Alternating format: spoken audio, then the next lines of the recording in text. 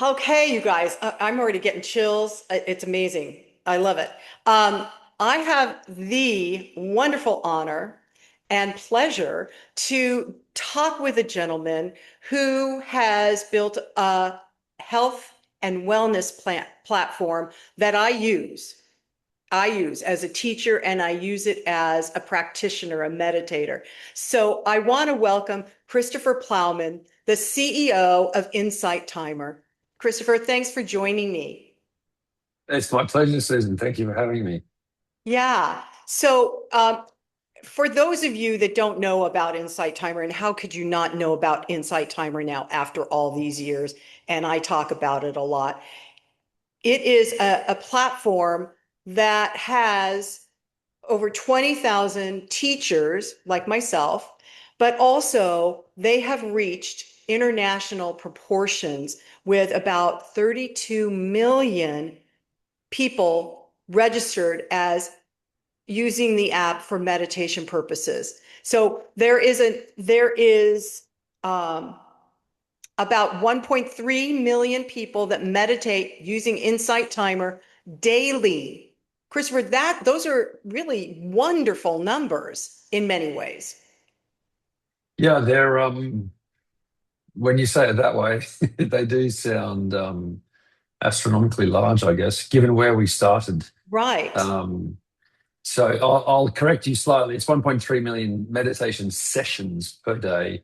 Yes. Some people meditate once or twice, but certainly it's a large number. I think the number that surprises me more still today is that about 70,000 people, 10,000 people a day sign up to Insight Timer, join our community. And we still don't advertise. I don't know where they come from. What we do know, they come from recommendations from teachers and friends and so on. We've never spent a cent on advertising. Um, so still 15 years later, we've got almost a football stadium um, signing up every week.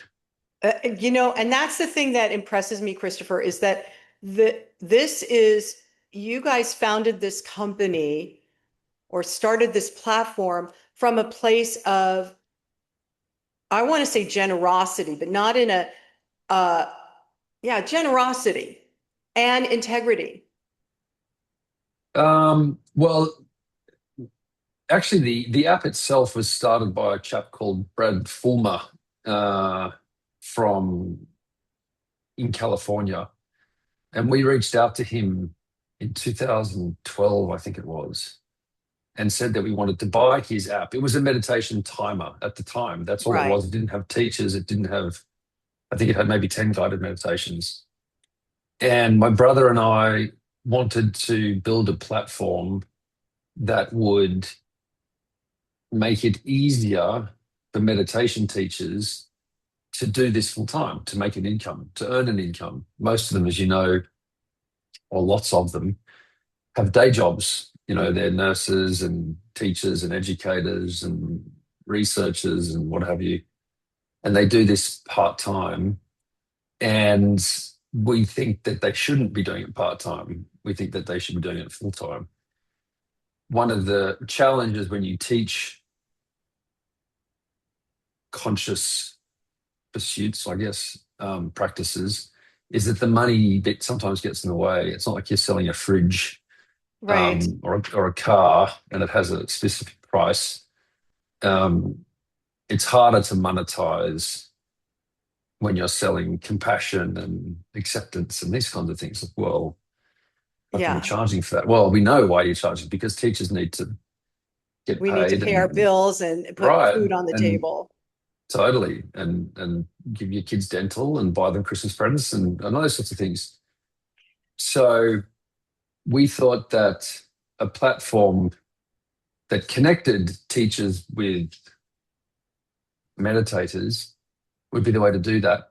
And we didn't want to start from scratch. I've started things from scratch before, and it takes a lot of time. And you can make much less errors because you're prone to be obliterated at any point. So I found this app. My brother's no longer involved in Insight Timer. He exited, I think, 3 years ago. But together we found this app called Insight Timer, and we bought it. We offered him $1 million, I think. I think I'm allowed to say that. This was a very long time ago. We borrowed the money from the bank.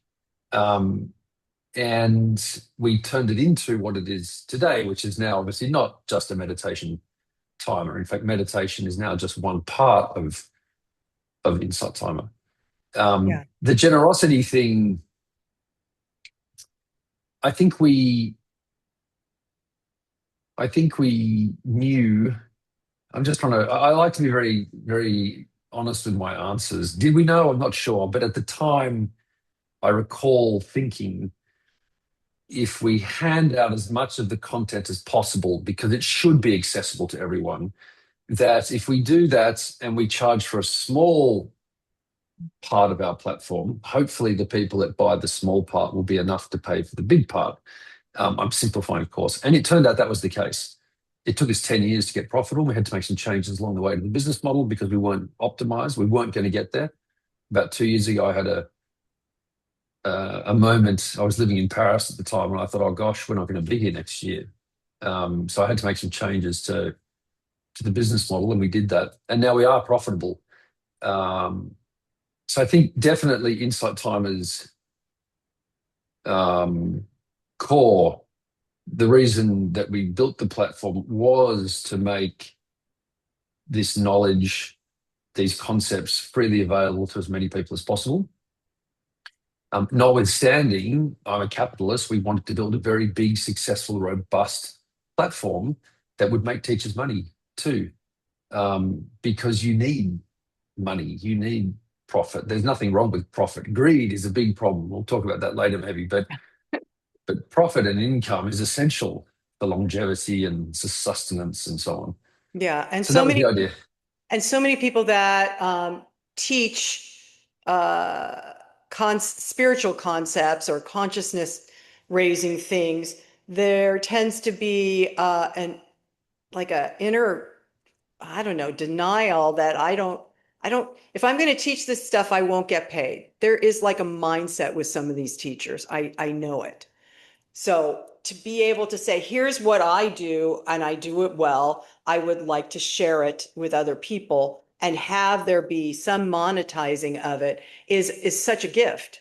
That's the generosity I was referencing. Yeah, and I think that's what we were trying to do, take away some of the ugly parts of commercialization. You know, how do you find an audience without feeling too self-promotional? How do you charge or bill your customers? And so we tried to build a platform that does all of those things and build a big community of people and put them in front of teachers. The teachers can teach. Some of our users subscribe, and then we pay a portion of that income to teachers. So we kind of felt like this was the best way of doing it.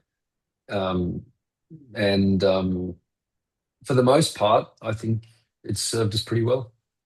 I think I recommend it to my students constantly, and then send them to the app to access my meditations and other people's resources that they've put there. So it's years ago, so maybe it was 2012, about the time maybe you guys were expanding Insight Timer, building it out more. There were so many mindfulness apps, I forget, there was one and I kept looking at it going, it's really similar to Insight Timer and why, you know? And I just think maybe I'm a loyalist. Oh gosh, Christopher, I'm a loyalist Well, because that's I good. just We think like that loyalists.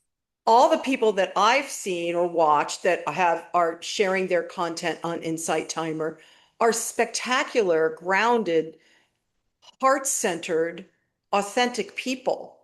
And that's like the people I want to hang out with. That's my tribe. Yeah, look, I think that we were actually the first meditation app in the App Store, 2011, I think, Brad, maybe 2009. I can't remember the exact date.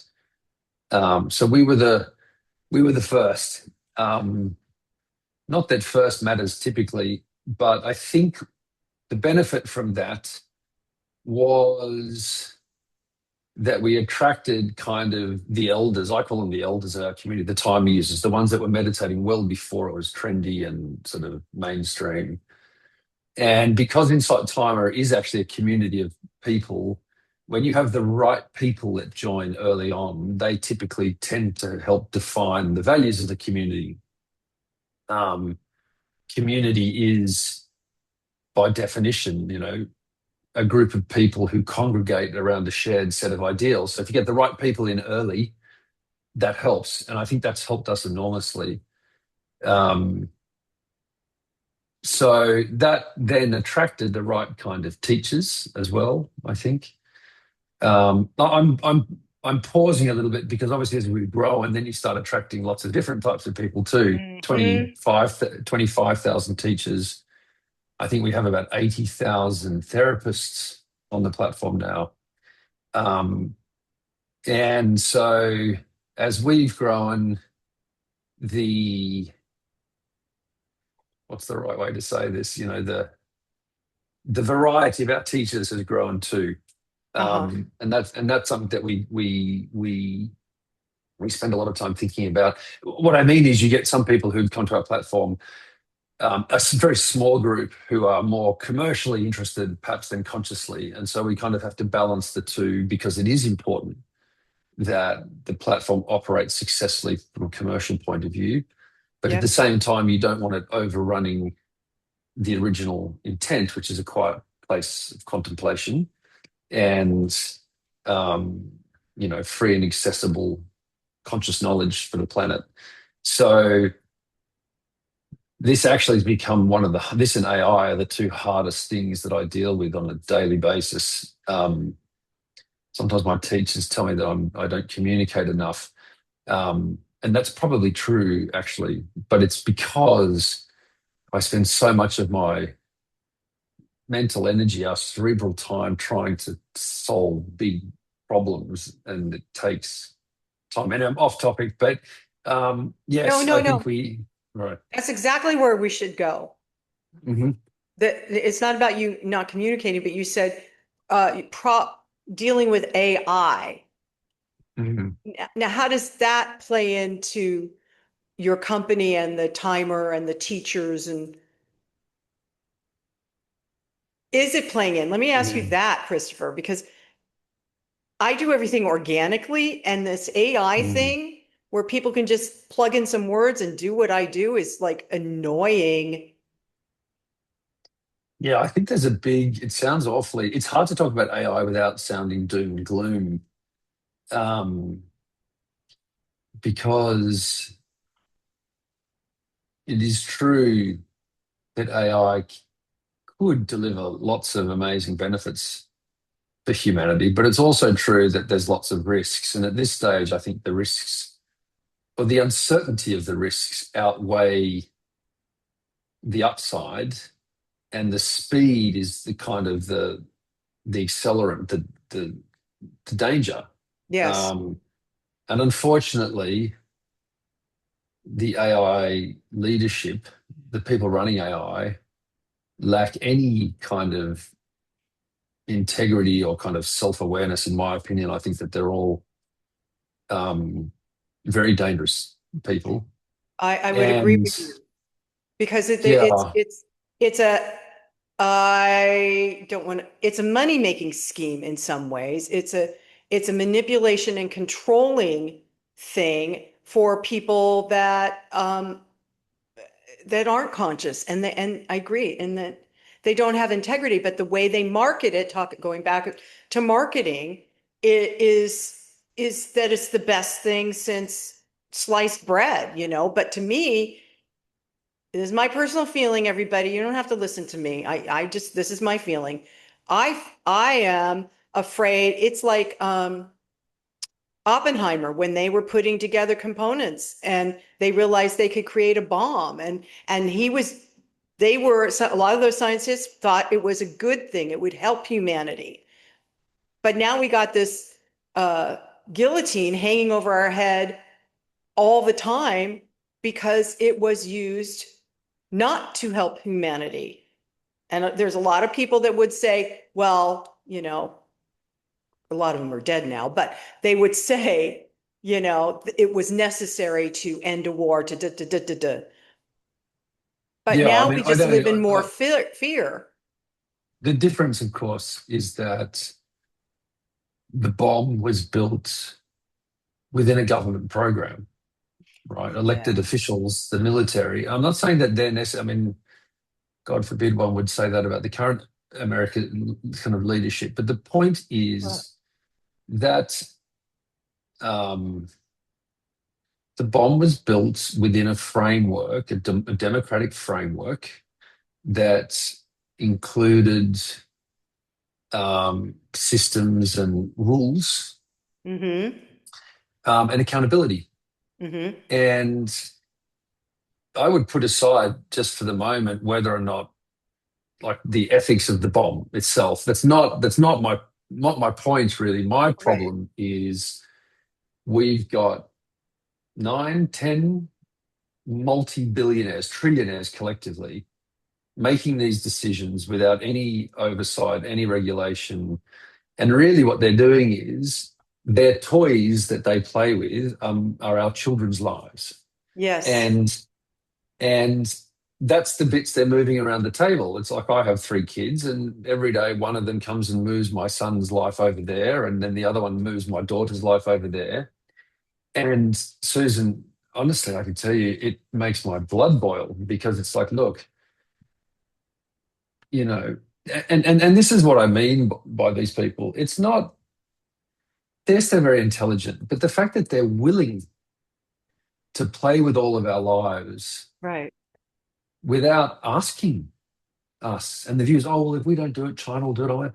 It's bullshit. They're just megalomaniacs who've made obscene amounts of money, and none of them want to be the guy. They're always guys. None of them want to be the guy that got beaten by the other guy. So they're just throwing as much money as possible at this.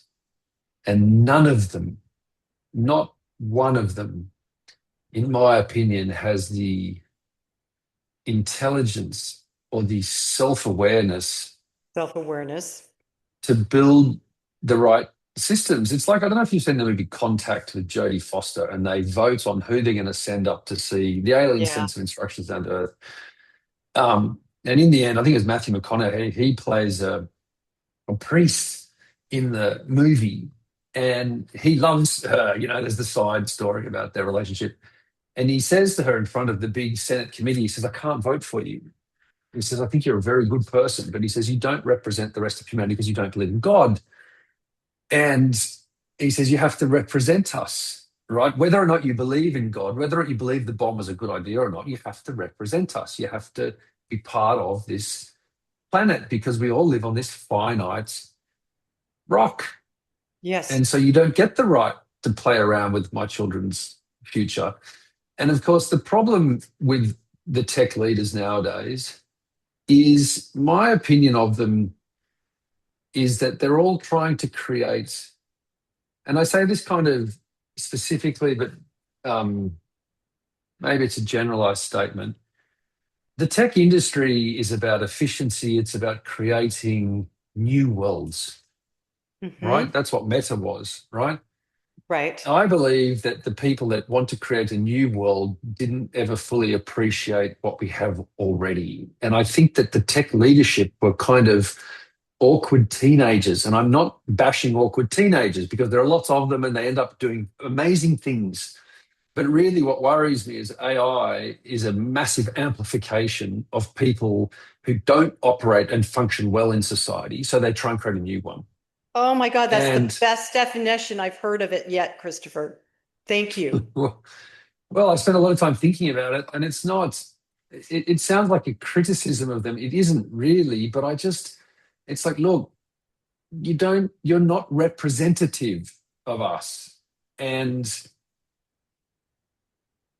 we're powerless to stop it, frankly. So I know we're way off talking about AI inside Insight Time because we use AI, to be very frank, for certain things within Insight Timer's app. Um, And but there's a that's okay if it's done with accountability, like you said earlier, and with following rules that are a part of an integrity-based purpose. It's what you're saying about with the amplification of individuals, quote unquote, power that they don't even know what to do with it. Yeah, so there, I mean, look, AI has been around for decades, just in different formats. Yeah. I forget his name. I think he's Russian. I could be wrong. He was interviewed on the Diary of a CEO, but he's saying, look, AI with a narrow focus to solve specific problems is brilliant. If you want to go and solve cancer, put all your people on AI and get them to go solve cancer. If you want to solve kind of, carbon in the atmosphere, go use AI to solve that. Um, but Sam Altman's not doing that. He's launched a social network. He's launched ads. He's like, there's a fantastic line from someone 2 days ago who said Sam Altman keeps saying he's on the cusp of developing, of sort of discovering um, AGI, artificial intelligence. Um, why would you need ads if that was the case? Like Hmm. it's like why would you go Hmm. and put um, and so this pursuit of this all capable super intelligence. I mean, it's like honestly sometimes, Susan, I feel like I don't know you, like here we are, two people, but sometimes I feel like I'm living in a some weird simulation. No, because it's just ridiculous. It is absolutely ridiculous what's going on right now with Oh my these. God, Christopher, I know. Yeah. And and it's not the use of AI to solve specific problems, but this sort of race to discover, this sentient intelligence. How absurd. How absurd. And the people that are doing it don't enjoy their lattes on the beach in the morning with their kids, right? There's some big gaping hole inside them that says, "Oh, I need more," and it's like, what the fuck do you need more for? Excuse my language, but No, it's like, that's come on, So well, that's and what I think worries me. I think you're absolutely right. There's a gaping hole. And so I'm going to create a computer program I'm not a computer guy, so forgive me, Christopher, but I'm going to create this thing and I'm going to call it AI, and it's going to help me find God, or it's going to help me find this sentient consciousness that I've been seeking, because that's really, it's kind of why human beings are on the planet, because we're all here to find that inner consciousness, which is what we do. Those of us that teach on Insight Timer is to assist others to find or contact that that's within them. That's what I use meditation for. What's within me that I would like to know more of and expand and grow from, not what's Yeah, and outside me. this is the difference, right? So as you were saying that, then I was thinking about a couple of famous tech people and presidents and what have you, and I was thinking, so what is it that defines them collectively? And I think basically they've given up on what's inside us. They've given up on humanity. They don't. They believe. And I'm not saying they've consciously decided it, but um, I think that's probably what's happening when you go and build. Um, when you go and buy islands in Hawaii and build bunkers, right? Which is what Mark Zuckerberg's done. I like Jeff Bezos, by the way, but still, you go and build a boat with a second boat that's got a sail, not an engine. If the world blows up, where's the best place to be? It's somewhere in the middle. If you can't get up to Mars, it's somewhere in the middle of the Pacific where people can't find you and you don't have your engines turned on. But so you've got a big sailboat, and so you look at these. And when I say billionaire, it doesn't do us justice anymore, right? The No, top it 10 doesn't. guys in the world are worth like $6 trillion. 10 Yeah. people, I can't right? even see those zeros behind the number. You can solve every problem on the planet if you just liquidated their holdings, right? And whatever. But why are they doing this? Why are they? And if they are doing this, why the hell are we letting them build some intelligence? It's like, get back to Earth, please. Help us solve education, help us solve health, and don't rubbish on about AI because, it's like get AI focused on solving three or four core problems. Yes. Um, anyway, look, I'm meant to be talking about Inside Timer, but I can't help it. I can't help it. I wake up every morning, Susan. I look at the news. I look at what Trump's doing and ICE and all these things and AI, and I just think this is why Inside Timer exists. Like we can't. The extremes are just kind of too awful to bear, and so we have to build this this platform in the middle, hopefully, that just grows and grows and eventually consciously pushes the extremities further away. Because at the moment, there's no alternative. I'm not Yes. one of those guys that sits on a, I'm not one of those critics that just sits there and takes pot shots. I spent 15 years building some kind of, it started out as an alternative to a toxic Facebook and Instagram. And now I just think it's even more important than it ever was because um, there's just no alternative out there. I totally agree with you, Christopher, and I'm so grateful that you continue to pour your heart and energy into it and making it a better platform all the time for in bringing in therapists, because this is a time globally where people are at crisis points. Some of them are like what you just described, thinking about AI constantly and how it's playing with your children's lives. People wake up with uh, the fear something bad's going to happen. I sometimes I walk outside and I'm like, oh my God, what something is going to happen today, because you can feel it all around the planet. There is so Yeah, much. sorry I interrupted you, but No. Elon Musk was interviewed, I'm going to say 3 months ago, but I'm awful with chronology, so I don't know when it was, but I'm going to say 3 months ago. And there's a moment, slow it down, slow mo it, and he kind of pauses and he says it's really hard to talk about AI without suspending I can't think of I'm going to paraphrase. I've got the wording wrong, but he's basically saying it's too sad to think about what's coming. I can't. I'm overwhelmed by it, so I have to basically just ignore it.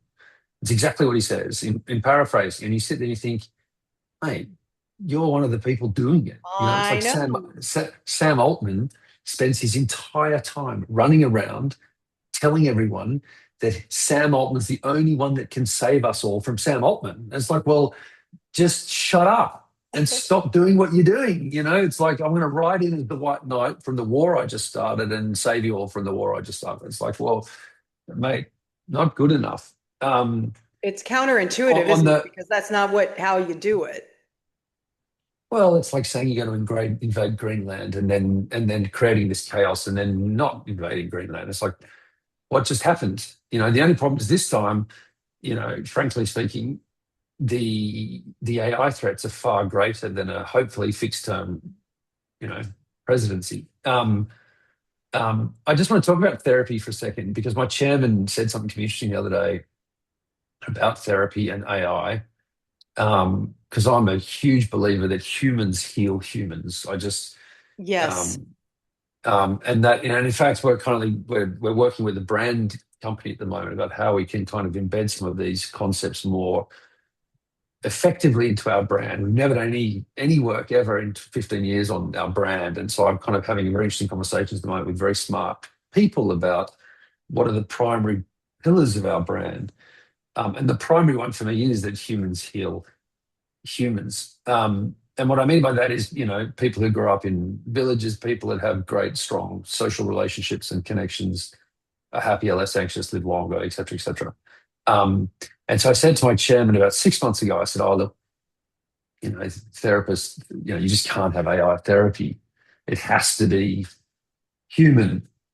And he said something interesting to me. I think I can speak on his behalf.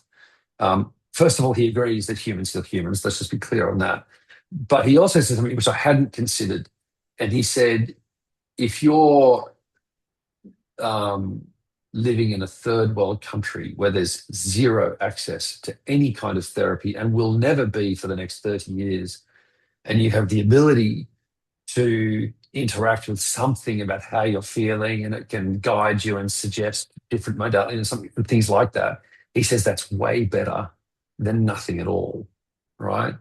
And it just I always I updated my thinking on that, right? Because I Right, had never right. considered that what we think about this from a Western kind of abundance mindset, where you can go out and get a therapist largely. I mean, in America, I think they need 1,000 times more therapists or whatever, given the state of what have you. But I didn't consider, a 17-year-old on the streets of some kind of, you know, Buy or something, yeah. yeah, who can't get access to mental health care. And it was new information. My thinking updated. I was like, oh, actually, I'm thinking about my world. I can go. I have met therapists. I enjoy the process. I like talking about myself privately. But so what we're trying to do is we're trying to think about how that might look on a platform like ours, right? Um, um, do you use AI to organize and to understand what someone's challenges might be and then put them in touch with the right therapists? I don't know. Um, I don't know, but I do know that we now have about 100,000 therapists on our platform, and getting them in touch with people on our platform is kind of that's the name of the game, right? Real world connections with people. Um, we tried we're about to retire the feature next week. Actually, we got a very small group of people. We trialed a chat bot where you could come in and answer the questions about yourself, and you know, we put an AI chatbot in the app. I think for 2% of our audience, um, it didn't perform that well in terms of retention. I was actually kind of pleased about that. I'm I going to was tell you, thinking, I'm really pleased. I'm really pleased because to see those little, how can I help you? I'm so and so assistant or whatever.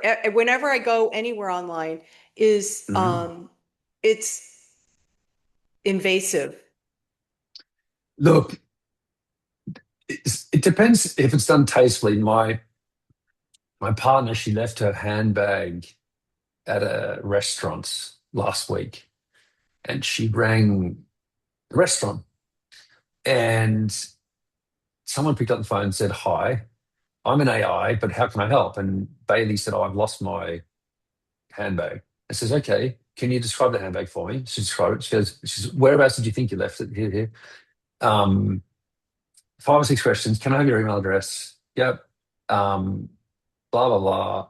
2 minutes later, another email.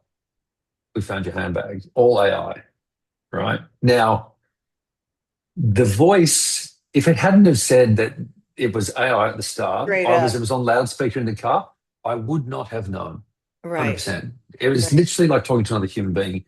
Now, of course, the problems that presents are just too incalculable.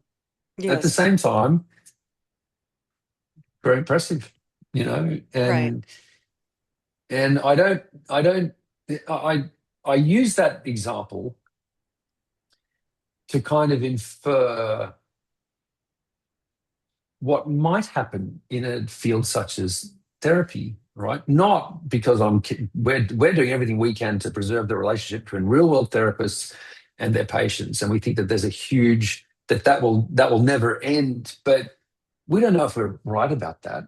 I don't know. I could have 2 years ago I would have told you there's no way ever that AI will be able to write code that's as sophisticated as my top developer team. And now it's generally accepted that within 6 to 12 months there won't be developers anymore. It's like AI will write the code, and